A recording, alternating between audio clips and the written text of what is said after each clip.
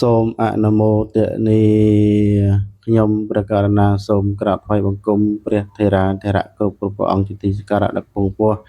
និងសូមជម្រាបសួរញោមញាតពុទ្ធបរិស័ទសាធុសម្រាប់ប្រុសស្រីទាំងឡាយជាទីស្រឡាញ់គ្រប់ព្រះអង្គពីចម្ងាយក្នុងព្រះធម៌ត្រូវនឹងថ្ងៃសុក្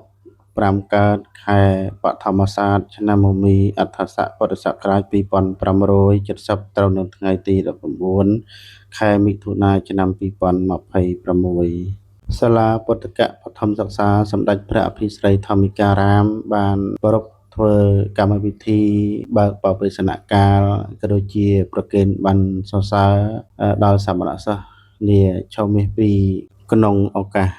ពេលនេះផងដែរដូច្នេះសូមព្រះថេរាធេរៈ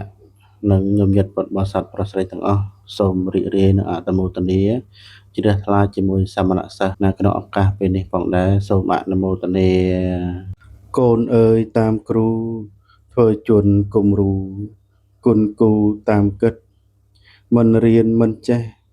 ចំណេះល្អពិតវិជ្ជាជាចិត្តស្ថិតជួយអាសាកូនអើយប្រឹងរៀនពេលគ្រូបង្រៀនឆ្ងល់ហ៊ានវាចាកុំលាក់កុំលួចគួចក្នុងចិន្តានាំកើតទុក្ខាសោកាថ្ងៃក្រោយ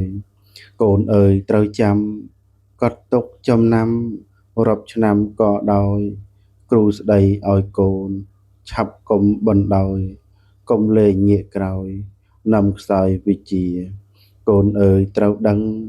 កុំចង់កំហឹងខឹងចាំវេលាខឹងខុសខឹងខាតសង្វាតវិជ្ជាអត់ឱនឲ្យគ្នាគ្រប់គ្រាបនបានកូនអើយមើលគ្រូរស់ត្រូវតស៊ូយូរគង់តែស្រានដាំគង់តែផ្លែស្នេហ៍គង់តែបានចងកុំឲ្យខានប្រានកុំឲ្យស្ងៀមកូនអើយត្រូវគិតកំណើតគំនិត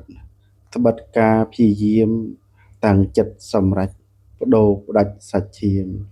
កសាងឈ្មោះនាមត្រៀមចាំវាសនាសូមអនុមោទនា